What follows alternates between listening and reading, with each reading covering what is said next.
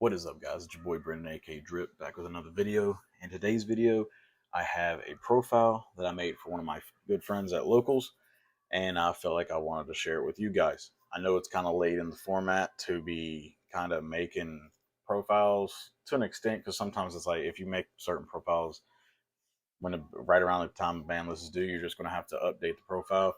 And normally, myself personally, I try to stay away from that unless I think the profile is going to carry over into the next format, which I think this one has the like potential of doing so. Um, it's just some utility cards may change. If you hear that noise in the background, sorry, that's my wife's printer. She's printing stuff for work. But yeah, I want to go ahead and share this because it does have the potential to carry over to the next format, and it's Alistair. It's my boy. So whenever I get a chance to work on Alistair, I do. Even though I haven't made that's another reason too. I haven't made an Alistair dot deck profile in a long time, so I wanted to make this one for you. So to start, show it off here, as you can see on your screen, it's literally INVOKED SHADDOLL with Dogmatika, obviously, but with the Bystial engine. It's a very small Bystial engine, mainly because the deck itself is very mid range. So with that being said, with it being mid range, it has more of a tendency to brick. So take that lightly. So I mean, take that seriously is what I mean. So if this deck is not playing anything that's light or dark, you're going to have a rough time. You're going to have a rough time. Um, it has to play. It has to feed off that interaction with Bystials in order to play, and that's another reason why I minimize the Bystial engine, just mainly to get the Bystials to counter tier elements, which basically power crept Alistair. So you don't want to maximize on it because this deck doesn't have the ability to do so. Because all those other decks have the ability to play like 9 Bystials. Um, they are like 1 to 2 card combos. Granted, I know Meltdown gets you Alistair, Alistair gets you Invocation, but still, it's not worth your time. I promise. If you do, you're going to have a lot of issues. That's another reason why I played the Imperm and I play the Super Polys, because it gives me interaction with tier elements if I want to. Plus, it gives me interaction with other decks because it's bad enough with the 5 Bystials that we have going into a matchup when you're not playing light or dark and they're just literally bricks in your hand. Because if you know anything about mid-range decks like I do, they have the tendency to brick, and you want to try to keep that down as much as possible. But one thing I know it's going to be really weird off the bat here is why am I only running 1 Rebellion? Why I opted to run only 1 Rebellion is because of the exact same reason for the other Bystials. Um, I don't want to brick on him, and he doesn't do enough as where the Druid Worm and the Magnamuts do.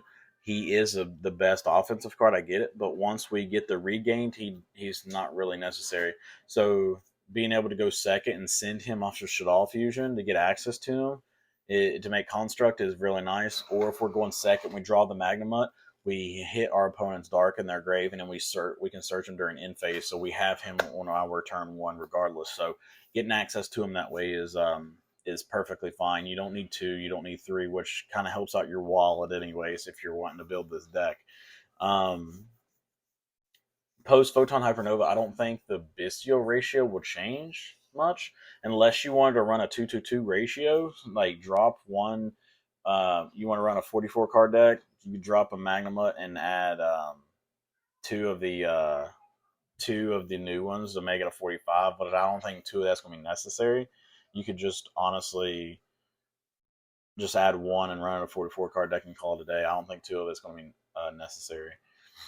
Um, I'm running 2 Windy, mainly because she's like, if you know me and you know my Shaddolls, I keep it at 8. I like running at 8.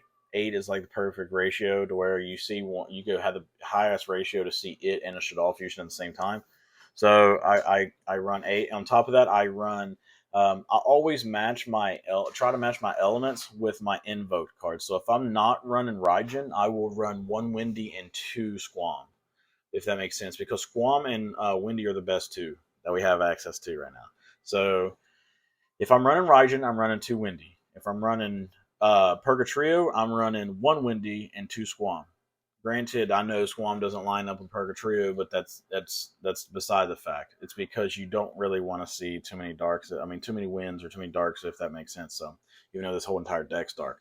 So, the moral of the story is if I'm running Raijin, I'm running 2 windy. And that's just how it's always going to be. And if you have noticed that, then kudos to you for paying attention to my deck profiles. Um, and then I'll always run Falco. I really like Falco. Very rarely will I ever cut Falco. And if I do cut Falco, it's because there's literally no room for him. And I always try to make room for him because that card is literally all your other doll monsters in another form. And it makes it harder for your opponent to break through your board. So Falco is Falco. Um, and then obviously the 3 Nadir is back at 3. Why not? 3 Shaddoll Fusion because it's cracked and you get so far ahead when you go second with that card. It's insane.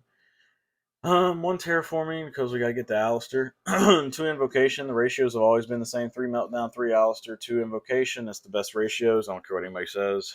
3 Prosperity because we need a dig, and since the deck is a mid-range deck, it can play Prosperity, and since the deck likes to brick because it's a mid-range deck, you need the Prosperities to dig for your cards, and our extra deck is fairly free, if that makes sense, because of Regained, which I'll talk more about that in a second. So we got 3 Prosperity. Prosperity is necessary. In my personal opinion, there's no real way to get out of it. I mean, if you don't have the money for it and you absolutely want to run this deck, you can cut it and make it a 40 card deck because it's the 43rd, first, second, and third card.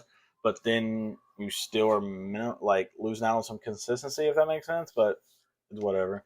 I understand it's like very expensive. So then Super Poly, because I think Super Poly is underrated right now, and I think it's going to get even better next format. Definitely with like all your different attributes. The main thing I like to do when I build Shaddoll, invoke Shaddoll, I kind of build it in reference to Omni Heroes. Shout out to my boy Jeremy. I like building them like kind of like Omni Heroes because they have so many different elements and so many different things that they can do.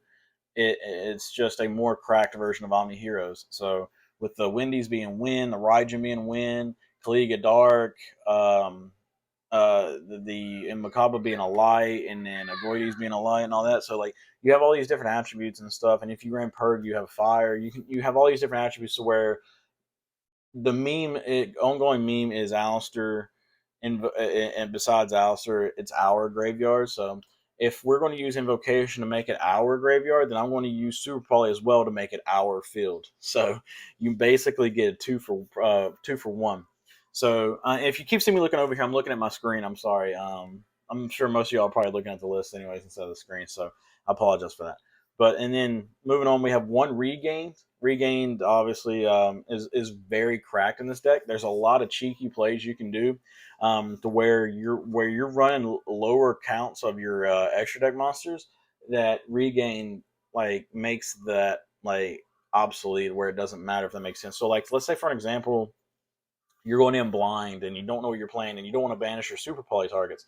So you just use Prosperity to banish one of each Shaddoll and one of each of your Shaddoll monsters and like maybe your Beatrice or something. So you banish 3 of. Say you banish 1 Construct, 1 App Clone, and 1 Beatrice. You excavate 3.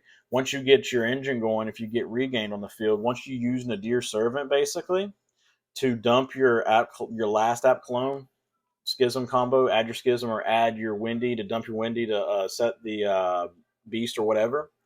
Then when you use your Schism, when you banish to make Winda and you use your App Cologne as material, you can use Regain to shuffle the App Cologne back into your extra deck. That's another reason why running 1 Makaba and all this other stuff doesn't matter. For all your light and dark fusion monsters, the only one you can't shuffle back is Raijin. So all your light and dark monsters in your extra deck, you can just shuffle them back if they get banished off of Schism. So it takes your grindability, if that is even a word. It takes your ability to grind and your resources and maximizes on it. So Regaining this deck is absolutely disgusting. So like, because like one thing that people hated anyways is the fact that Shaddolls could just constantly loop themselves anyways. Now, not only can they constantly loop themselves, but they can loop themselves back to the extra deck. Because one of the reasons why we would lose before, even though we were looping each other, was when we ran out of resources in the extra deck. Now, with the ability to have with regained, we can recycle our extra deck stuff too. So now we're recycling our main deck, our graveyard and our field back into our main deck and to our graveyard to the field. Now we're also recycling the extra deck. So we have a complete circle of constantly resource management and everything else. Another thing that's really cool too is with a little cheeky play, which I'm sure some of y'all already know it if you've played Invoked and you've seen how the stars align with these two basically. But when you let's say you have a you have an Alistair in graveyard and an invocation in graveyard, and you need access to your invoked engine again. You can just use your Bystials to banish your Alistair, and then summon, and then use your invocation to add them back during the next turn or whatever. It's little things like that that kind of tie things together. With like hand loop decks, or like you're discarding and you're forced to use the Alistair because it's the only card in hand for the invoke Macabre negate or something like that, or the buff for your Kaliga, and you want to get access to your stuff again, and you don't have no cards in hand, but you use the Magma, so you can add a Druisworm or something during the end phase. And then you can just banish your Alistair to get access to your Alistair again. So it makes it to where it helps you in the follow up, if that makes sense, if you absolutely need to. Just little things like that that tie the deck together. I know majority of this stuff you probably already know. I'm just trying to explain it for the people who don't know and my thought process on everything. Then the imperms are obviously imperms for a reason. I think imperms very underrated. People are sleeping on it. People don't give it the credit that it needs in this format, and I definitely think it's going to be even more crucial next format. Then we got Resh. Resh is just staple in any Shaddoll deck at this point, because just like Falco, if you get it looping with Falco, it makes it very difficult to break your board because they use Falco. Falco brings something back. Resh brings something else back, whether it be the Falco or something else. So you're just constantly looping your graveyard and your field to where it's and constantly getting resources and hard for them to crack through your board fully. Then the Schism, obviously for the Schism. Now, moving on to the extra deck, one Macabre, for obvious reasons, I already explained where your 1 and 2 ratios don't really matter. That's why there's a lot of 1 to 2 ofs in this deck, in this extra deck, because the regain just shovels everything back. Sorry about that. I told my wife bye when she went to work. But moving on to Construct, two Construct's always been the ratio for me, anyways, ever since she came back at 3 or whatever. You don't need more than 2. Definitely since the regain, you just constantly keep looping if you need to. Dragostapelia is in there for a super poly target and birds, basically bird shit. Agoides is in there for a super poly target and push them for game, and people sleep on its pop effect, so it's in there for that too. Abclone is my opinion the most broken. Abclone is the most broken extra deck monster for Shaddolls. The card is disgusting. It has 3 effects basically, and it's just absurd what that card does and how much work it puts in. So 2. If I were to ever run 3 of any Shaddol, it would be Abclone before it would be Construct or Winda, in my opinion. Sorry, I know I'm crazy. And then one Gurua. Gurua is the best super poly target ever. Nothing really to say about that. Raijin for birds, and Raijin's actually going to be more important next format, because probably more important than Macabre, because Macabre banishes and denies board presence, as where when you're playing against Kashtira, that kind of sucks, because if they go for an example, Kashtira, they summon like Unicorn or something for an example, and you negate and banish it with Macabre, they can then go summon Fenrir or whatever else they may have, and then just pop off. As of where when they would summon the Unicorn on summon, you could just chain Raijin to Book of Moon it, and since the Kastirs are not on summon effects, they have a body on board, and it forces them to have the extra extenders in hand. So in theory, like if you were able to find a way to like kind of, I know it's gonna be kind of hard to get access to 2 invocations, but if you were able to end on like a Raijin and a Kaliga, against Kastira and you went first, you're sitting pretty freaking good. Um, but yeah, Raijin's going to be very, very solid next format with Kastira, and it's going to be very necessary. One window because you only need one. Not just the Vac for regained, but even when I wasn't running the Bystial package, I was only running one.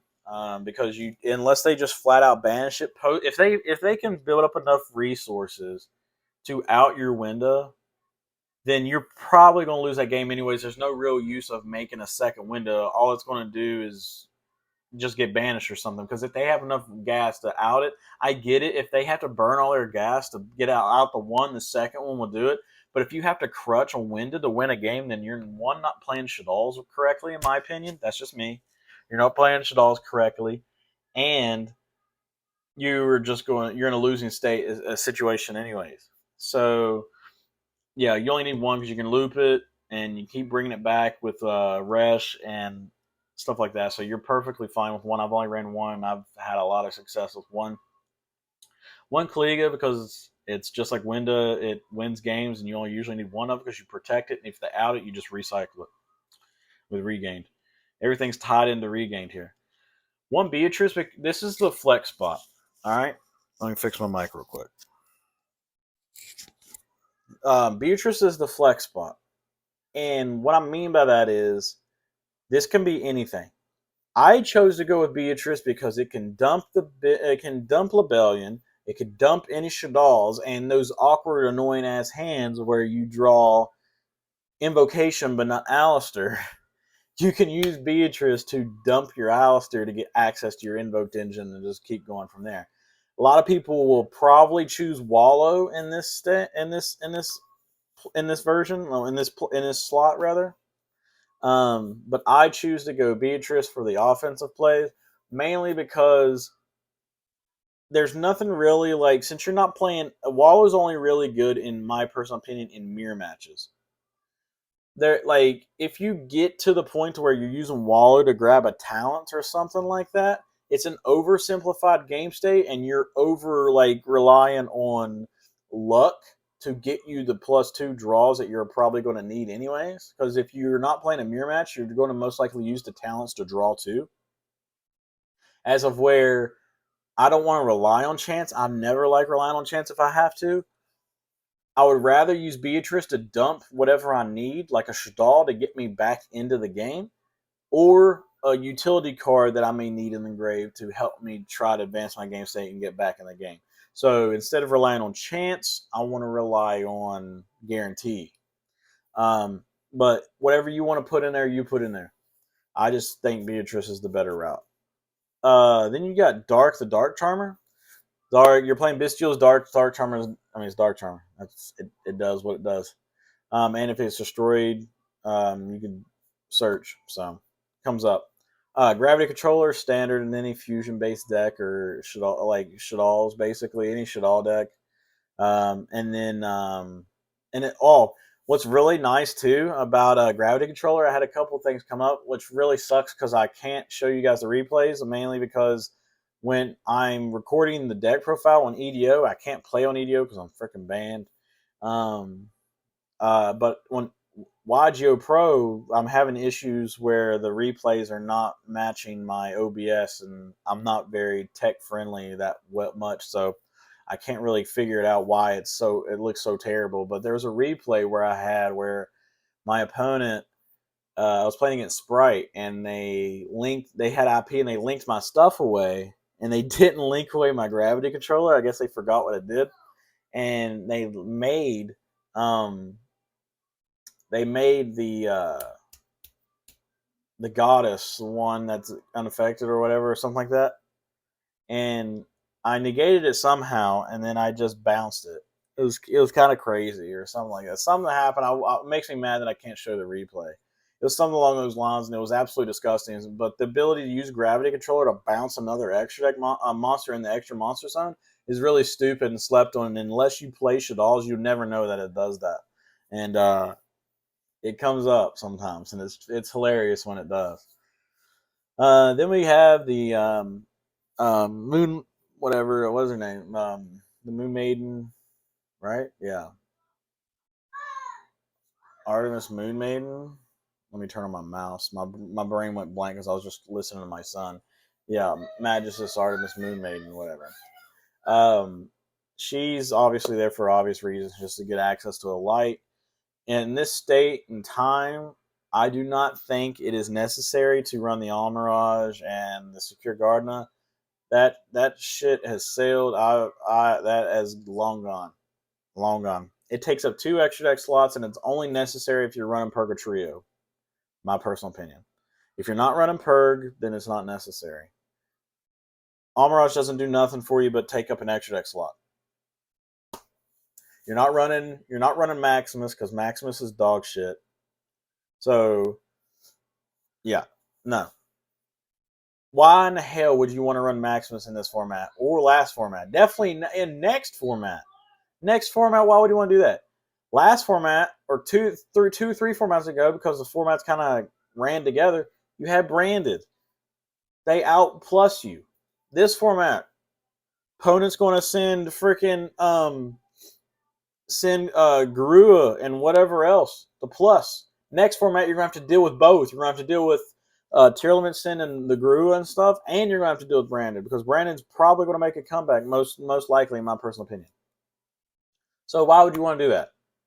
Maximus is only good in formats where extra deck monsters don't matter when they get sent to the graveyard and there's not a bunch of mirror matches going on. Maximus is dog shit right now, and probably will be for a while. So, yeah, no. Perfect lineup extra deck wise, besides the flex spot, whatever you choose. More of the story, don't run Almirage, don't run Secure Gardena. Please. Moving on to the side deck. Side deck is very optional. You can use whatever you want.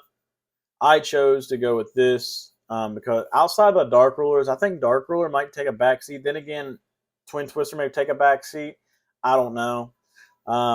Mainly because you got to have out those stupid spell and trap floodgates. But at the same time, I think Lava Golems and Sphere Mode is going to be very necessary next format. I mean, very necessary. In this deck in particular, you're probably going to want to go with Lava Golem, mainly because Sphere Mode takes your normal summon, and you won't be able to normal summon Alistair, and we want to normal summon Alistair. He's our boy. We want to normal summon Alistair. So, if you wanted to run Lava Golems and wanted to run Purg, maybe you can go that route. I don't know what I would cut for Purg, to be honest, unless it's one of the constructs. I would not cut the Beatrice, the flex spot. Do not make the flex spot. I mean, you could if you want, but I don't think that's necessary because the rank 6 gives you more value, more offense with your level 6s. So I would just honestly put construct to 1. And like I said, you just use regain to loop it, basically. So if you want to run that route, or you could just run the Lava Golems and not worry about running Purg, because Purg very rarely ever comes up, because most of the time you're going to win the game with Agoides and not Purg. So there's that. But yeah, Lava Golem I think is going to be bigger and more better over Dark Ruler, because Dark Ruler is just going to kind of suck, because you're going to Dark Ruler the Shangira, and they're just going to be like, okay, your zones are still turned off, bro. Have fun. Fair and balanced. No. So, because it doesn't matter, because he's still in the field, and it's basically like a lingering effect. You got to get his ass off the field, along with a Rise Heart that's a Macrocosmos. 2 cards, Lava Golem takes care of your 2 problems. So, yeah, Lava Golem is going to be very necessary. Nibiru says no to if you draw like Imperm Nib and an Imperm Nib with a Bystial against Tier, you're going to win, because it's going to be kind of hard for and if you time your cards right, because it's going to be kind of hard for them to get to the Rule Kalos. So Nib is going to be very good next format, because it can hit birds if they overextend, if birds are still going to be relevant. It can hit Sprite if they do the weird combo. It can hit Cashier, and it's going to be Cashier's like freaking downfall. So it's going to be very good next format. Lightning Storm just clears boards. Harpy's Feather Duster, rather. Feather Storm, not bird shit trap. Feather Duster clears boards. Labyrinth is probably going to be a deck. Evening Match kind of helps with that too. That's why I said Twin Twisters is kind of up there, but The only real flex spot in the extra deck for a competitive extra deck, side deck rather, is the Dark Rulers. But overall, I like the deck. It took me a while to actually get readjusted to playing mid range again because I've played tier for so long now. But I really missed Invoked. I really missed Alistair. And I really missed my Shaddolls and Constructs Bay. So, but I really missed them. I really hope you guys enjoyed this video. That's basically it for the video. If you can, please hit the like button if you haven't already. Hit the subscribe button if you haven't already as well. Become a member of the group. Check out the description for all the ways to support me. Patreon, Discord, PayPal, Twitter. You need to go follow your boy's Twitter account. I post stuff over there too, you know. And the merch and everything. Everything is going to be all down below. You can go down there and check it out. And I love it. I love you all so much for it. But again, I hope you all enjoyed this video. It's your boy Drip. Sign out. Till next time. Peace. Good dueling, my guys.